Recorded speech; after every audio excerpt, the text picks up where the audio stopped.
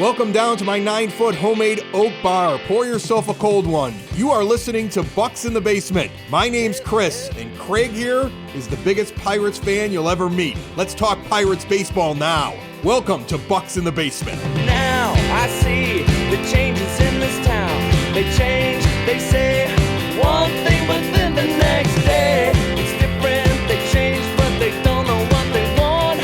All they do is change. Going left, going right, travel day, travel night. That's where we'll go.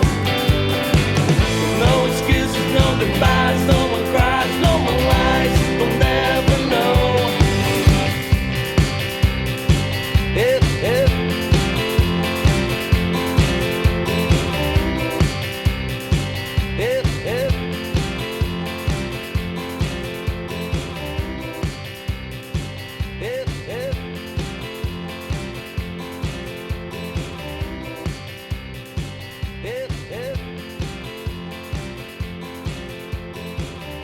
For the past 5 years that I've been doing this podcast, I've tried to look at this process from a 5,000-foot view, to take that fan hat off. And I mean, at times I do a good job of that. Other times I don't, because I am a fan. So I've called back somebody who I spoke with just prior to, it would be year 3 of the rebuild, somebody who has a history of building and rebuilding teams from nothing personal, with David Samson at David P. Samson. He is the former president of the Miami and Florida Marlins from 2002. It's like going back there, man. It's 2002 to 2017, the Expos before that. David, how you doing today, sir? I'm doing well. Good to be back. Yeah, good to have you back. And when we talked last time, you had actually said, prepare for a tough year in 2022, and you were not wrong. The Pirates went 62-100 that year. You also said, any record under, 500 or anything outside the playoffs kind of feels the same. And that's where the Pirates were at the following year, 76-86. And the Pirates came into this year saying, Ben Cherington, everybody, and Bob Nutting said, we are going to compete. And as of right now, sitting 65-74, just being combined no hit by the Cubs. I mean, obviously, tempers are a little bit on edge. People are on edge here. But David, I'm kind of one to ask you, where do you think maybe don't want to say failings, but maybe the shortcomings have happened here? And are the Pirates maybe still have a chance to salvage what's going on here? That's a broad one. So let's start with the second one. If you're talking about salvaging this season, the season's over. The Pirates are in last place. They will not make the playoffs. They are unlikely to win 81 games. It is very likely to result in a managerial change and all-around disappointment from top to bottom in the organization for both the players and the fans. And the question is, what happened? And my answer, I'll start simply and say it's baseball. The Central Division was a division where there is not one person who thought that the Brewers would be running away with this division. And it was supposed to be a far more competitive division. And the irony is that it's not a competitive division at all. The Brewers have run away with it. The Cubs signed, a new manager and took him from Milwaukee and ended up, being mediocre, and they've played well of late. The Pirates attempted and have attempted under Ben Cherington to build towards something. And the question that we should be talking about is, are they building toward anything actually right now? And my answer is no, they're in a terrible position because they're in the middle. And we've talked about this. You either have to be really bad or really good. The good news is that obviously you have Paul Skeens, an anchor for a rotation, but you've wasted a full year of him with this year, and that makes next year even more important. Yeah, and I guess it was a very broad question. And this year, I mean, I mean, in the hope of hopes, you would want to salvage it, but it would almost be like uh, you had kind of said the last time I went back and listened to the interview. For anybody that doesn't, that was back on, I believe it was February 1st of 2022. Go to, the bucksinthebasement.com to listen to that. And it was kind of like, if the Pirates don't get to 81 games or 81 wins in 2023, there's an obvious problem. Did take, a step forward, did get, 14 more wins. But like I said, we are pretty much right about in the same spot that we were last year. And you're talking about that building piece. You also had kind of said you don't build to win through free agency. You complement your existing talent pool and you fill that Exactly. with kind of like, free agents to fill those holes from the outside. I guess my question to you would be, do the Pirates still have too many holes internally and talent pool to build around? So let's talk about the concept of building around. There, one extreme is the Orioles, where they lost significantly over a period of years. They drafted, and as you know, the draft is a crapshoot, and they just happened to do it right. And now, if you look at their core is young, superb players at the catching position and at shortstop.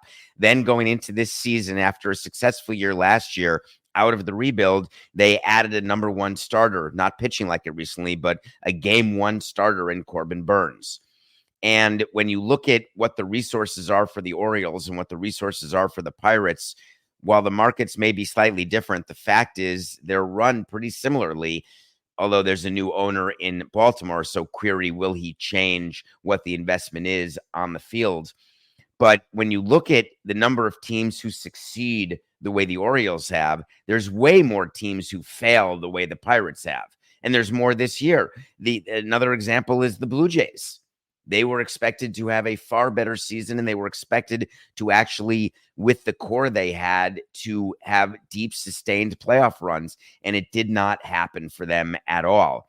And so as you're evaluating your team, which is what Bob Nutting has to do after this season, and frankly, the process has already started, you're looking at the fact that you signed Reynolds and that you tried to add at the deadline, that you've got this number one starter. And what you need to be asking your GM to do is, now's the time to try to complement this roster with middle free agents, meaning I love to use this example, if you'll let me, the Charlie Morton example. He's not the best free agent out there when he signed a bunch of 3 years. Seth Lugo this year is another great example. The Royals brought him in, 3 years, 45. That is where, to me, you get value from your GM. And I'm not sure that we've seen enough out of Cherington in terms of those type of signings that are under the radar. They make fan bases upset when they happen because it's like no one's trying. And then all of a sudden they outperform as players. And I think Pittsburgh has another chance to do this over the next 2 years, because until Skeens, assuming he stays healthy, until he starts getting expensive, having him perform the way he's performing means you got to try to win around him now. Yeah, and you kind of like just jumped ahead just a little bit in my brain of where I was going was with the Royals. Pirates fans right now, I mean, it's been written about by the Pirates media. And I think they are kind of missing the point to a degree, at least in my mind, is that they say, okay, well, the Royals got urgent and they spent money. But what I saw with the Royals is, I mean, you already had Bobby Witt Jr., who has now turned into, if Pirates fans want to look back to like 2011, 12, and 13 of what Andrew McCutchen turned into, being that guy who could compete for an MVP, depending on what WAR you look at, is between 8.5 and almost 10 WAR of a player. You have Perez, who has become a cornerstone. You had Pasquantino before he got injured coming back and performing. MJ Melendez not becoming what you wanted him to become, but still driving in runs. But I looked at Pasquantino, Bobby Witt Jr., and Sal Perez, and they were going for 100 RBIs. And what the Royals kind of did is, yeah, they spent the money, but they also spent it smart, because they didn't have, I felt like, as many holes to fill, but they had built more of a strong core in that place. But that's kind of where I saw the Royals, because the Royals actually, in my mind, are like in year 7 of their rebuild. And there was articles like written 2-3 years ago of, has the Royals rebuild failed? And it could be that's where the Pirates might be at right now, in that kind of purgatory. What do you Yeah, think, I would just David? caution you though, because you're using a little bit of confirmation bias because you're calling the money they spent smart. And I am too, because I've already seen the results. When it was spent, there were people in the industry who were like, wow, I guess you're spending just to spend. You're chasing Amy here. You know, why would you waste money on middle of the road players who are not really going to move the needle that much? And that's the beauty of those types of signings, because when they work, it makes you look so good. And when they don't work, you get to say, well, they were, we were just going for it. They were not really going to help us anyway, but man, you can't accuse us of not trying. So those are no lose types of signings, and they do require a level of the ability to do your job better than others. And I guess what I would tell you, looking at the Pirates, I don't see Cherington and Shelton as a manager GM combo who has so far outpaced the competition in terms of brilliance when it comes to signings or how the team is being handled. And I think when you have a market like the Pirates, which is like 20 of the teams in baseball, you really do need that to succeed. And when you're talking about like the combo there, and I know this isn't maybe the direction that you were thinking or going, is that, during your time as the president of the Florida and Miami Marlins, I mean, there were some GM changes. There were also managerial changes. Way more managerial than GM. Yes. And that's where I'm kind of wondering is in this instance, I don't see it as a package deal. When Shelton was hired, he was part of the final 3 that actually Neil Huntington had come up with, and Ben Cherington just kind of came along and was just like, okay, let's see who Neil has, and pick Shelton. And at the time, I mean, Shelton is one of those managers. He's seen in the clubhouse as like a player's manager, a guy that doesn't get too far up or too far down. I mean, aside from, the video I had spoken with you about before we jumped on here, where he's obviously getting a little frustrated. So I guess my question to you would be, where is it the point where you're deciding, do we make a GM and managerial change? Do we just make the managerial change? Do we start with just like a hitting coach and see what the manager has? Do you know what I mean? And that hitting coach or the pitching coach is an easy one. I mean, you could just do that at any point in time. But I'm just kind of wondering, like, at what point in time do you decide, okay, this is a full systemic, like, let's GM gone, everybody gone, or is it, let's try it with a new manager? So there's 2 sides to that. When the owner gets involved and gets emotional, all reason can be thrown out the door. But let's pretend now that everyone is acting rationally and that you're looking at your team. It is a different analysis to whether you replace your GM versus your manager or both. The GM is like the CEO of the baseball business, and it's a big business. They're responsible for scouting, for player development, for analytics. They've got a huge budget on the expense side. They have a ton of different employees who work under them. And so we're looking at the GM and evaluating how the GM is doing the way you'd evaluate how a CEO is doing, the way a board would evaluate a CEO, where you are looking at so many different things that maybe the fans aren't necessarily looking at, which is just the 1-loss record at the big leagues. For a GM, we're looking at the minor league system. We're looking at how our draft process goes. We're looking at our expenses and how they're being run, at our turnover and how that's being handled, at the minor league single A training staff and how they were hired and how they're performing, whether or not there's continuity throughout the organization that starts at the top with the GM, how his choice in AGMs was. So all sorts of different things go into deciding when to replace a GM. For a manager, it's much easier. It's when you get so frustrated with the performance of your team, you can't get rid of the players, and you say to yourself, well, I guess he's lost the clubhouse. Let's find a new voice. Let's find someone who's more militant than player friendly. And then, or the other way, if someone is a hard ass, then you say, all right, let's find someone who's going to be way more player friendly. So you sort of switch going back and forth, hoping that you strike gold. So I think that many people this time of year don't pay attention to the frustration of the manager or of the players or of anyone right now. When you get into September, all you want to do is get the season over with. You've been going at it since February, and it's been time in your mind that has not been productive because your team has not performed, and you just want to get to the off season so you can get back to spring training and get back on the wheel again. And so we never, just like we don't evaluate, sorry to go on too long here, but we really didn't evaluate many players in September when the team had been eliminated already, because it's just difficult to really get a proper evaluation, and you can really get seduced by performance in September and then tricked by it. Well, David, I brought you on here, and you can speak as much as you want to. That's why I have you here. Everybody gets to listen to me all the time. And you're saying, like, with the player evaluation in September, because I mean, one of the narratives that's out there is a lot of people are saying, we need to find out what we have, the September call-ups. We need to bring up, Nick York and Billy Cook, and why aren't we, putting this type of stuff in? And yeah, that's not a real thing. Yeah, and I kind of put very it back fan based and media based. We don't say to the GM, "Hey, bring up guys in September. We're going to play them and see what we got for next year." If you've got a good development system and a good GM, they don't need to see them at the big league level to evaluate whether or not they're going to get opportunities the following spring, because you have your team. You're waiting to get your payroll from the owner, and you know very well how many young guys you're going to need to slot in, where you're going to have some money to spend, or where your roster deficiencies are. It's not like someone has a September and they say, "Oh my God, I guess we don't need a closer.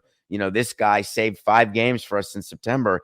We would be thinking that going in, that, hey, we're not going to spend money on a closer. We're going to have these 3 people who are in our mind to slide in 2025. That's really more realistically how it happens. Yeah, and that's kind of where I was going, because I mean, you look at, like, everybody. I look at Jared Triola last year, and his batting average on balls in play was like through the roof, and you could see that there was stuff there showing that there was going to be some of that regression and stuff. So if a guy comes up and hits like crazy, or a guy comes up and doesn't hit, like you said, I feel like there's enough eyes on him.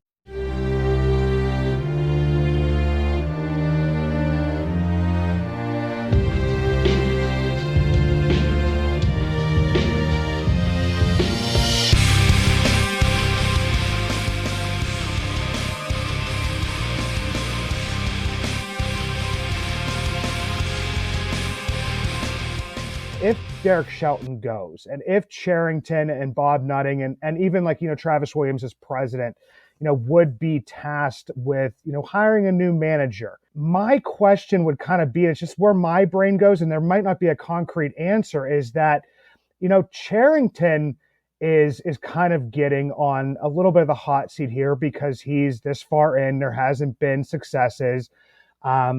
Brought in a new amateur scouting director, just fired the international scouting director. There's been all kinds of these different changes. So my question would be, is like, what type of manager, would look at taking a job that maybe doesn't have like a ton of certainty to it? There's only 30.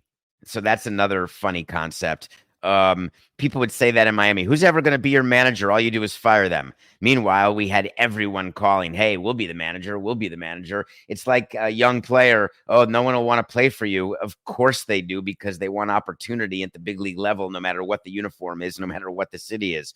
So that's funny that people say, "Oh, you've got no state tax, then everyone will play for you. Oh, you live in a place with great state tax in Pittsburgh. Who's going to want to be in Pittsburgh?" Players do not think that way. Once in a while there's someone who may, but the 99.9% of people don't look at it that way. And when it comes to managers, what you count on as a good owner and president is, hey, give me a list. Our owner didn't necessarily operate that way. He had his own ideas if we wanted, but I've always thought it was preferable. We had an opportunity, and I tell this story not often enough.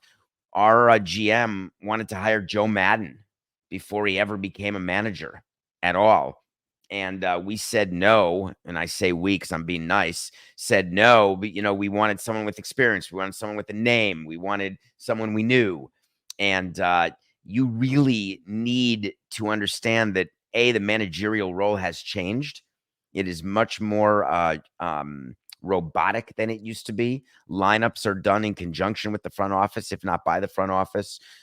All moves are discussed before a game. There's not as much latitude that the manager has. The real role of a manager now is to be that conduit to the front office and to the clubhouse with the players. So you need a really good communicator, and you need someone who can build trust both up and down the ladder inside an organization. So it's a little different now than it has been. And I would ask my GM to come up with a list of both established and up and coming people in the game who they felt we would be able to work with. And the tough part here is that if it would go up to the next level of GM, I know Pirates fans are a little bit worried that, if a new GM would come in here, that it would be the sign or the signal of a new rebuild, because they would want to put, their own stamp on type of the situation. Is that a realistic fear? But we've seen other times where What GMs... are people afraid of? I'm sorry to interrupt you. This drove me crazy. I can't believe you're doing a fire sale with the Marlins. And I would say, but we suck. I literally don't understand when a fan would say to me, we can't do a rebuild now. You mean what? Rebuilding off a 75-win team that you're breaking up the Yankees of 1927? What exactly? And I'm not being defensive. I'm being serious here. What is it that Pirates fans are scared of? That you're only going to win 60 games instead of 75 games? Or that maybe with a new group of young people, you could win 85 games on the way to 95 games? Yeah, and the other part of this is that, I mean, there's other GMs that have come in to have almost been like the closers, the ones that know how and who to identify as maybe making this more of a retool or I know no GM or no president or no whatever likes to say the word rebuild. Charrington has called this a build the entire time. But I guess just a last couple questions that I had that kind of popped into my head here is that we talk about, building that team and that, adding just those little bit of free agents towards the end, kind of whatever Charrington called this build and rebuild. The Pirates have focused so much on pitching. And during one of the last few episodes here, I looked back and we've really only drafted, 2 college bats very high. We've drafted just now, with Tamar Johnson and Connor Griffin, just a couple of very high end, talented high school players. Has Charrington put too much focus into one position? And now that he has, everybody says trade from a position of strength. I'm just kind of wondering, has there been, just maybe too much focus in one area? You're talking to a guy who is about pitching, speed, and defense, and you can never have enough pitching because pitchers get hurt, and now more than ever, well, it sort of is the same as when I was in the game for all those years. You need depth, and you have to be able to withstand injuries. Bats, they come and they go. They're hot and they're cold. It's hard to get sustained greatness anywhere, but it's just hard to find pitching. So we've had GMs try to tell us, hey, we're going to draft only pitchers. Nobody drafts by need. Keep that in mind. It's not like the NFL in that way. You draft, PA always. It's best player available. And it doesn't matter. People sometimes criticize, we've got 5 second basemen in our organization. It is, so what? Give me 6 if the 6th one is going to be great. And we'll make trades. We'll change positions. Especially now, you see players changing positions all the time. They go from shortstop to center field to third base. Jazz gets traded to the Yankees. He starts at third base 2 days later. Never played there. And we used to say, we got to give a guy 50 games in the minor leagues to get settled in a new position. It's really not the case anymore. You just put him out there. So I don't believe it is a fair criticism to look at a regime and say, oh, they're too pitching heavy or they're too position player heavy. I think it is fair to evaluate a regime based on the results of the draft. How many players are we getting to the big leagues? What have been the results of trades? And you don't look at that within the first year. That's over a period of multiple years that you can evaluate trades. So that was what we tried to do. And sometimes owners just lose patience and they need short-term gratification, which is how managers get fired. Yeah, and I just kind of looking at everything as a whole, and to kind of put maybe a bow on this to a degree, is you're basically saying, and I don't want to, paraphrase it, but just asking it back to you, is that, looking and evaluating and seeing where those holes are, nobody's kind of job on the field is safe, and trying to go for the middle of the road, maybe not sexy guys. I'm not feeling so good about this offseason, though, David. I'm really not. I hear you, but what you're saying is that you're not feeling good about the ability of your front office to make decisions that are good, responsible, and that work. And I don't blame you. There's why would fans of many teams believe that their front office has the ability to do it when the results have not been there? And I don't know what to tell you. It's funny. Look at Seattle.